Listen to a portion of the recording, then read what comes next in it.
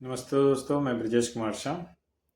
आइए हम बात करते हैं कि हेल्थ इंश्योरेंस लेते समय किन किन बातों का ध्यान रखना चाहिए, कौन से प्रोडक्ट लेने चाहिए और कौन से कंपनी का लेना चाहिए, और लेते समय किन किन बातों का ध्यान रखना चाहिए, हमारा बजट क्या है और उस बजट में हम क्या ले सकते हैं। तो आइए हम पीपीटी के माध्यम से समझते हैं कि हमें किन बातों का ध्यान रखना चाहिए हेल्थ इंश्योरेंस लेते। तो आइए देखते हैं कि हेल्थ इंश्योरेंस लेते समय हमें किन किन बातों का ध्यान रखना है। पहले नो को पेमेंट होना चाहिए। को पेमेंट दो तरह का होता है बेसिकली। एक होता है परसेंटेज और एक होता है फिक्स अमाउंट। परसेंटेज अगर आपने पॉलिसी लेते समय उसमें अगर उस पॉलिसी में 10% का को पेमेंट लगा हुआ है मान लो, तो 10% आपको अपने पॉकेट से देना पड़ेगा क्लेम अमाउंट का। अगर फिक्स अमाउंट का है तो फिक्स अमाउंट देना पड़ेगा। मान लो कि 25,000 का को पेमेंट लगा है, तो आपका क्लेम चाहे जितना भी आ जाए 25,000 आपको अपने पॉकेट से देना पड़ेगा, बाकी कंपनी पेमेंट करेगी। पॉलिसी वैसे न लें जिसमें रूम रेंट का कोई लिमिटेशन हो। अगर आपका सम इंश्योर्ड बड़ा सम इंश्योर्ड है तो फिर रूम रेंट का कोई ज़्यादा मायने नहीं रखता है। लेकिन अगर छोटा सम इंश्योर्ड आपने लिया है तो उसमें रूम रेंट का लिमिट न हो वैसा पॉलिसी लें। मान लो आपने 20 लाख सम इंश्योर्ड अडॉप्ट किया हुआ है और उसमें 1% का क्लॉज लगा हुआ है रूम रेंट का, तो 1% के हिसाब से पर डे 20,000 हो गया आपका। तो 20,000 सफिशियंट है रूम रेंट किसी भी हॉस्पिटल में ट्रीटमेंट कराने के लिए। तो रूम रेंट का एक लिमिट जरूर देखें कि जिसमें रूम रेंट का लिमिट ना हो वो ज़्यादा बढ़िया है। लेकिन जिसमें कम सम इंश्योर्ड का पॉलिसी ले रहे हैं, मान लो कि 5 लाख या 10 लाख, तो उसमें रूम रेंट का लिमिट नहीं होना चाहिए। इस चीज़ का जरूर ध्यान दें। दूसरी बात, नो सब लिमिट ऑफ डिजीज। किसी किसी बीमारी पर सब लिमिट होती है कि इतना पैसा कंपनी देगी, इतना पैसा आपको अपने पॉकेट से देना पड़ेगा। तो इस चीज़ का भी ध्यान रखें। और नेक्स्ट आते हैं लो पीईडी वेटिंग पीरियड। पीईडी का मतलब प्री एग्जिस्टिंग डिजीज होता है। मीन्स आप ये बीमारी पहले से ही है और पॉलिसी लेते समय आपने डिस्क्लोज किया हुआ है, तो उसका वेटिंग पीरियड होता है कि इतने साल के बाद ये बीमारी कवर्ड होगा इस इंश्योरेंस में, उसके बाद ही इस पॉलिसी में क्लेम एडमिसिबल होगा। तो इस चीज़ का ध्यान रखें। और कोई भी पॉलिसी लेते समय पीडी डिक्लेयर जरूर करें, कंपनी को जरूर बताएं, नहीं तो उसका वेटिंग पीरियड बढ़ जाता है। आईआरडीए के सर्कुलर के अकॉर्डिंग अभी जो है मैक्सिमम जो वेटिंग पीरियड है पीडी का 3 साल का है। और अगर पीडी डिस्क्लोज नहीं करते हैं तो उसका 5 साल का वेटिंग पीरियड है। मीन्स अगर पॉलिसी लेते समय अपने पीडी नहीं बताया, कोई बीमारी पहले से चल रही है नहीं बताया है, तो वो उसमें कवर्ड जो होगा 5 साल के बाद कवर्ड होगा। Pre and post hospitalization. Hospital में भर्ती होने से पहले के जो खर्चे होते हैं, डॉक्टर से दिखा रहे हैं, टेस्ट करा रहे हैं, दवाइयाँ खा रहे हैं, या हॉस्पिटल से निकलने के बाद यही सारा काम डॉक्टर से फॉलोअप कर रहे हैं, आप मेडिसिन ले रहे हैं, टेस्ट करा रहे हैं, तो ये सारे खर्चे होते हैं प्री एंड पोस्ट हॉस्पिटलाइजेशन।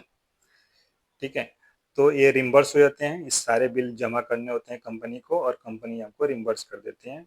तो मिनिमम जो इसमें 30 दिन का प्री लेना चाहिए और पोस्ट 60 डे मिनिमम इतना होना चाहिए, वो पॉलिसी लें। चाहे ज़्यादा चाहे जितना भी हो जाए कोई बात नहीं है। एक होता है रीएस्टोरेशन। रीएस्टोरेशन का मतलब ये होता है कि आपने अगर सम इंश्योर्ड 10 लाख लिया हुआ है और एक बार में ही एक पेशेंट 10 लाख यूज कर लेता है, पॉलिसी आपका फ्लोटर है, तो दोबारा से वो रीस्टोर हो जाती है 10 लाख उसी पॉलिसी पीरियड में।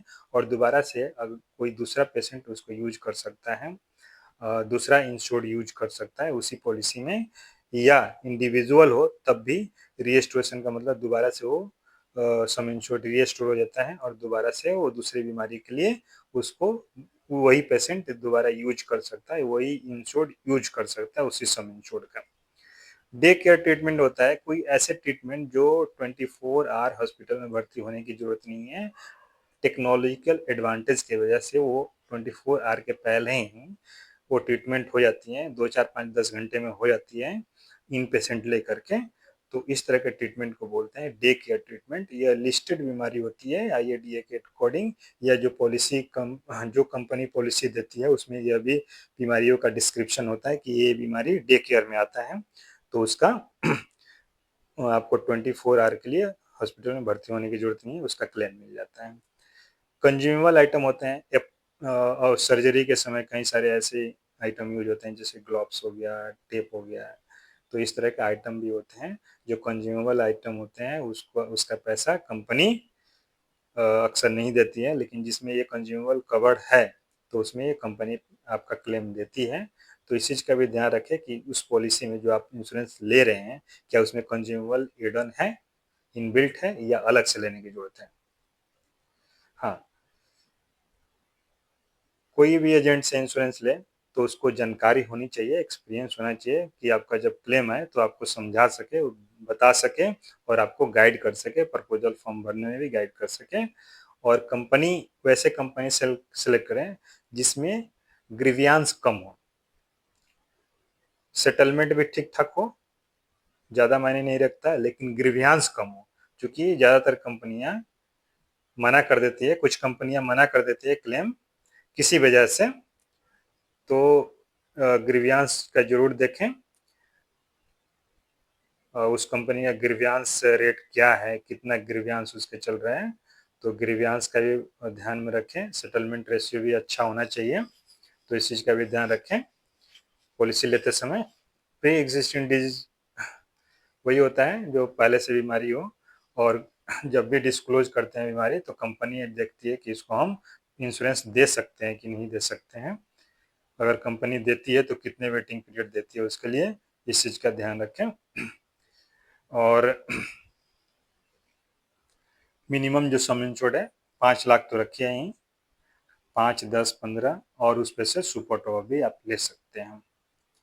और ये लेते समय, इंश्योरेंस लेते समय एक दो तीन बातें और ध्यान रखें कि सभी तरह के ट्रीटमेंट कवर्ड है कि नहीं। मीन्स एलोपैथिक, होम्योपैथिक, आयुर्वेदा, यूनानी, सभी तरह के ट्रीटमेंट इसमें कवर्ड है कि नहीं, ये देखें। और फ्री हेल्थ चेकअप एनुअल या जो भी है, 1 साल पे 2 साल पे फ्री हेल्थ चेकअप है कि नहीं। मीन्स अपना हेल्थ चेकअप कराएं, और उसका पैसा जो है कंपनी देती है, उसमें एक अमाउंट होता है, एक रेशियो होता है।